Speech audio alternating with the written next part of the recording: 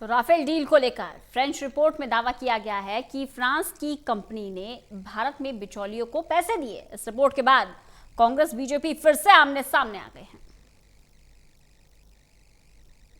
French media की एक report में चर्चित राफेल डील में लेन देन को लेकर उठे सवालों के बाद कांग्रेस और बीजेपी एक बार फिर आमने सामने आ गए।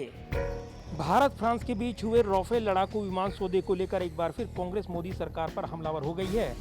दरअसल फ्रांस के पब्लिकेशन मीडिया पार्ट ने अपनी रिपोर्ट में दावा किया कि साल 2016 में जब भारत और फ्रांस में राफेल लड़ाकू विमान को लेकर डील हुई थी, तब फ्रांस की डसोल एविएशन ने भारत में एक बिचौलियों को 1.1 मिलियन यूरो दिए थे। इसके बाद कांग्रेस हमलावर हो गई। कांग्रेस नेता रणदीप सुरजेवाला ने सवाल पूछा है कि 60,000 करोड़ रुपए की राफेल डील में 1.1 मिलियन यूरो के गिफ्ट किसे दिए गए। ये खुलासा तब हुआ जब फ्रांस की एंटी करप्शन एजेंसी ने डसोल के खातों का ऑडिट किया। रिपोर्ट में दावा किया गया है कि साल 2017 में डसोल ग्रुप के अकाउंट से यूरो गिफ्ट टू क्लाइंट के तौर पर ट्रांसफर हुए थे। कांग्रेस नेता रणदीप सुरजेवाला ने प्रेस कॉन्फ्रेंस कर कहा, इस पूरे लेन देन को गिफ्ट टू क्लाइंट की संज्ञा दी गई। अगर ये मॉडल बनाने के पैसे थे तो इसे गिफ्ट टू क्लाइंट क्यों कहा गया? क्या ये छिपे हुए ट्रांजैक्शन का हिस्सा था? ये पैसे जिस कंपनी को दिए गए वो मॉडल बनाती ही नहीं है। सुरजेवाला ने आरोप लगाया कि 60,000 करोड़ रुपए के राफेल रक्षा सौदे से जुड़े मामले में सच्चाई सामने आ गई है। ये हम नहीं, फ्रांस की एक एजेंसी ने खुलासा किया है। ने खाऊंगा ने खाने दूंगा की दुहाई देने वाली मोदी सरकार में अब कमीशन खोरी और बिचौलियों की मौजूदगी सामने आ गई है। ये हम नहीं कह रहे, ये फ्रांस की एक न्यूज एजेंसी न्यूज पोर्टल ने फ्रांस की एंटी करप्शन एजेंसी के माध्यम से कल देर रात खुलासा किया है। अब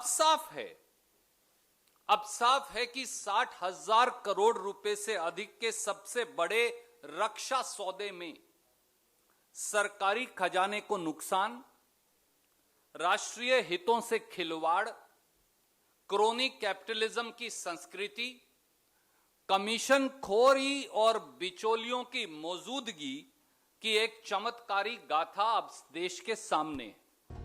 इसी के साथ कांग्रेस नेता रणदीप सुरजेवाला ने केंद्र सरकार से 5 सवाल पूछते हुए बड़ा हमला बोला। खुलासा सामने आया है, उसमें यह बात सामने आई है कि फ्रांस की एंटी करप्शन एजेंसी, जिसे एएफए कहते हैं, उसने जब डसॉल्ट कंपनी जो फाइटर एयरक्राफ्ट बनाती है राफेल, उसका ऑडिट किया तो उसमें पाया कि 23 सितंबर 2016 के चंद महीनों के या दिनों के अंदर राफेल ने 1.1 मिलियन यूरो एक मिडलमैन को दिए थे। 1.1 मिलियन यूरो एक मिडलमैन को दिए,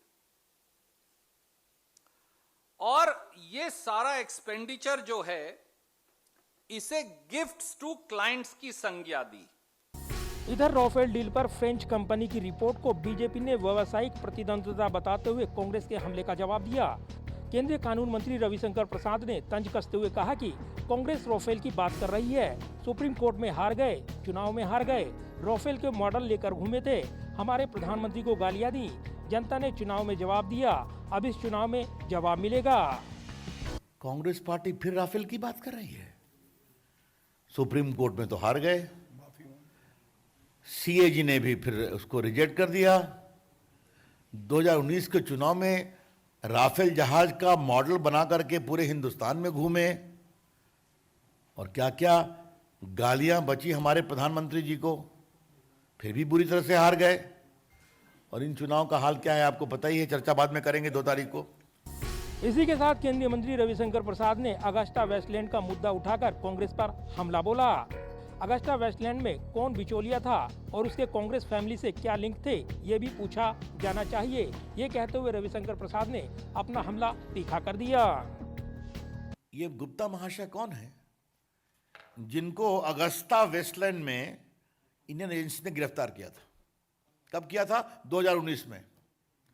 तो हमारी सरकार के समय गिरफ्तार हुए, और अगस्ता वेस्टलैंड में परिवार के लोगों का भी नाम आया था ना, याद है डायरी में कि नहीं आया था? अब मिशेल विशेल की बात मैं नहीं कहूंगा, आप लोगों ने उसको बहुत दुख दिखाया है, और उसमें कई नेताओं का भी नाम था, कुछ तो बेचारे स्वर्गीय हो गए, मैं क्या बोलूं आपसे। इन कांग्रेस पार्टी के बड़े लोग थे।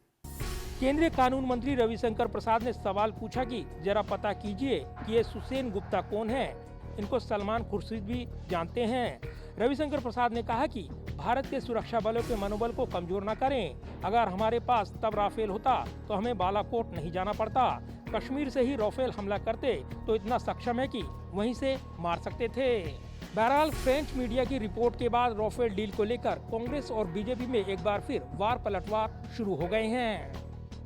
जाहिर है फ्रेंच मीडिया में आई इस रिपोर्ट के बाद चर्चित राफेल डील को लेकर एक बार फिर सवाल उठे हैं। इसके बाद कांग्रेस हमलावर है तो बीजेपी भी खूब पलटवार कर रही है।